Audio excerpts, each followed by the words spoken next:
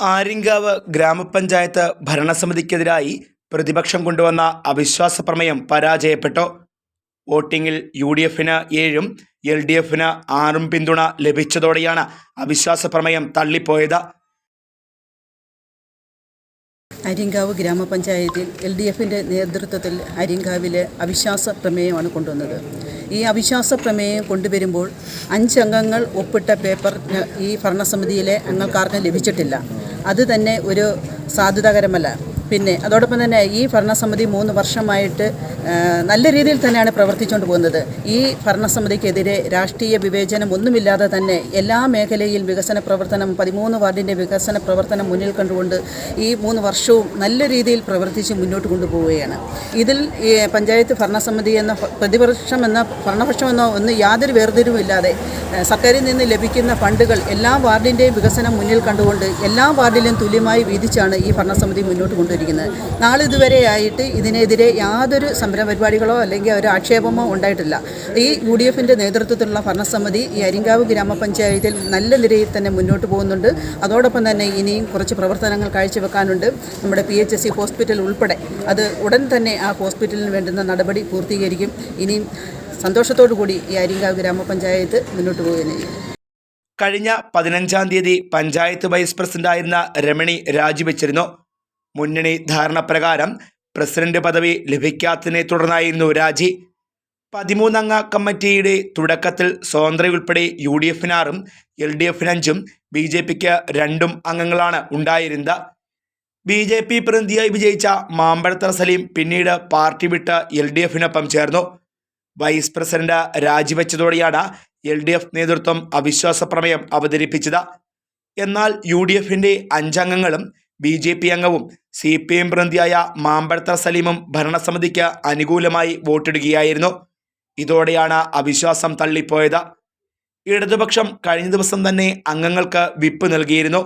എന്നാൽ വിപ്പ് ലംഘിച്ചുകൊണ്ടാണ് മാമ്പഴത്തറ സലീം ഭരണസമിതിക്ക് അനുകൂല നിലപാട് സ്വീകരിച്ചതെന്നും ഇതിനെതിരെ നിയമപരമായ നടപടികൾ സ്വീകരിക്കുമെന്നും LDF പറയുന്നു.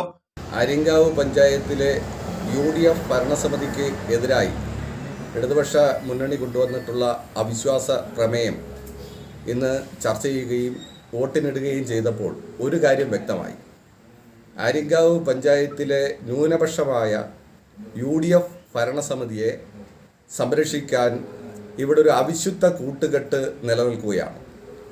ആ അവിശുദ്ധ കൂട്ടുകെട്ട് ആര്യങ്കാവ് പഞ്ചായത്തിലെ ഭരണത്തിൻ്റെ മറവിൽ ഒരു ഭൂമാഫിയ റിയൽ എസ്റ്റേറ്റ് കൂട്ടുകെട്ടായി കോൺഗ്രസ്, BJP, അതുപോലെ തന്നെ ഇപ്പോൾ DMK ആയി ചേർന്ന് ഒരു കൂട്ടുകെട്ട് നിലനിൽക്കുന്നു എന്നുള്ളതാണ് ഇന്ന് വ്യക്തമായിട്ടുള്ളത്. CPM പ്രതിനിധിയായി മത്സരിച്ച് വിജയിച്ച മാമ്പഴത്തറ സലീം രാജിവെക്കാതെ DMK-യുമായി ചേർന്ന് കഴിഞ്ഞ കുറച്ച് നാളായി പ്രവർത്തിക്കുകയാണ്.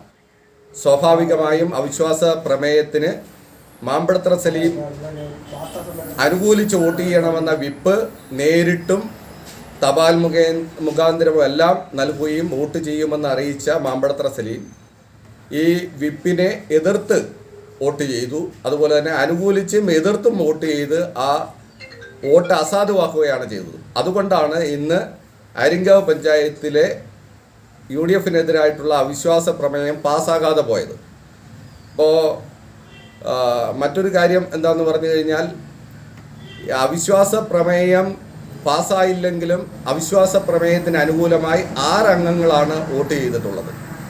അവിശ്വാസ പ്രമേയത്തെ എതിർക്കേണ്ട UDF-ൻ്റെ ഭാഗത്ത് 5 അംഗങ്ങൾ മാത്രമാണുള്ളത്. പിന്നീട് BJP-യുടെ 1 അംഗം നിഷ്പക്ഷത പാലിച്ചെങ്കിലും വോട്ടെടുപ്പിൽ പങ്കെടുക്കാതെ നിഷ്പക്ഷത പാലിച്ചിട്ടുണ്ടെങ്കിൽ പോലും അവിശ്വാസ പ്രമേയ ചർച്ചയെ എതിർത്തുകൊണ്ടാണ് നിലപാട് സ്വീകരിച്ചത്. അപ്പോൾ അത് തന്നെ UDF BJP അവിശുദ്ധ കൂട്ടുകെട്ട് പ്രകടമായി വരികയാണ് ചെയ്തിട്ടുള്ളത്. മാമ്പഴത്തറ സലീം വിപ്പെല്ലാം കൈപ്പറ്റിയെങ്കിലും രാവിലെ കൂടിയ പാർലമെൻ്ററി യോഗത്തിൽ വരാതെ മാറി നിൽക്കുകയും അവിശ്വാസ പ്രമേയം വോട്ട് അസാധുവാക്കിയതിന് ശേഷം അപ്പോൾ തന്നെ അവിടുന്ന് ഇറങ്ങിപ്പോവുകയാണ് ചെയ്തിട്ടുള്ളത്.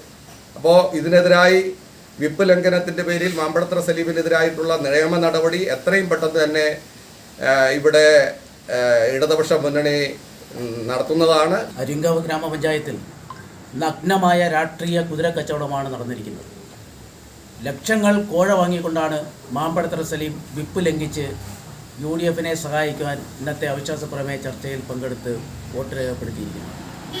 അതിന് BJPയുടെ ഏക അംഗവും UDFനോടൊപ്പം കൂടി നിന്നുകൊണ്ട് ഈ അഴിമതിക്കും സ്വജനപക്ഷപാതത്തിനുമെതിരെ ഇടതുപക്ഷ മുന്നണി കൊണ്ടുവന്ന അവിശ്വാസ പ്രമേയത്തെ പരാജയപ്പെടുത്തുവാൻ കൂട്ടുനിന്നിരിക്കുകയാണ്.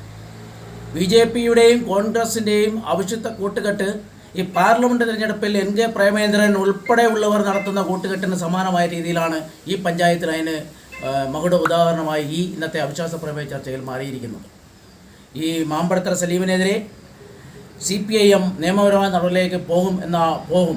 അതിനോടൊപ്പം ഇടതുപക്ഷ ജനാധിപത്യ മുന്നണിയും നിയമപരമായ നടപടിയുമായി മുന്നോട്ട് പോകും.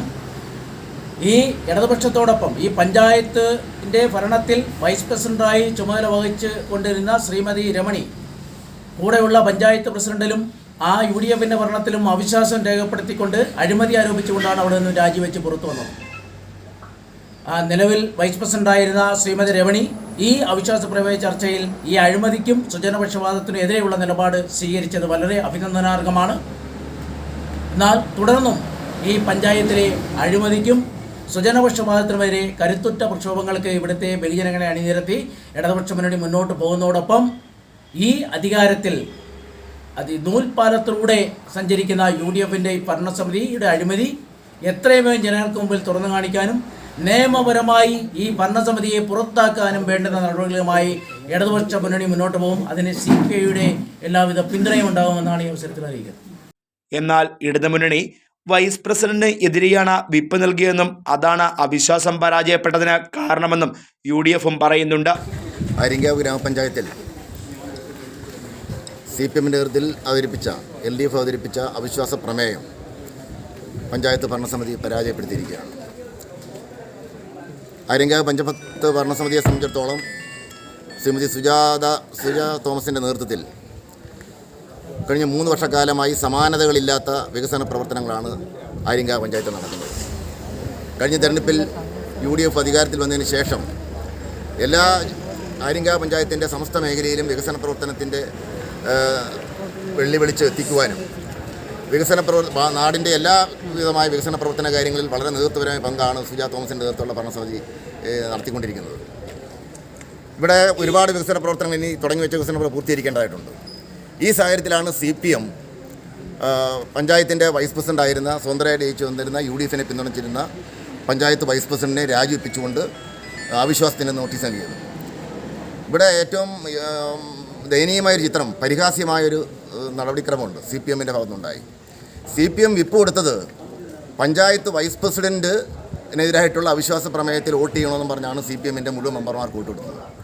CPMൻ്റെ ജില്ലാ നേതൃത്വം, CPMൻ്റെ പുനലൂർ ഏരിയ നേതൃത്വത്തിന് മറുപടി പറയണം.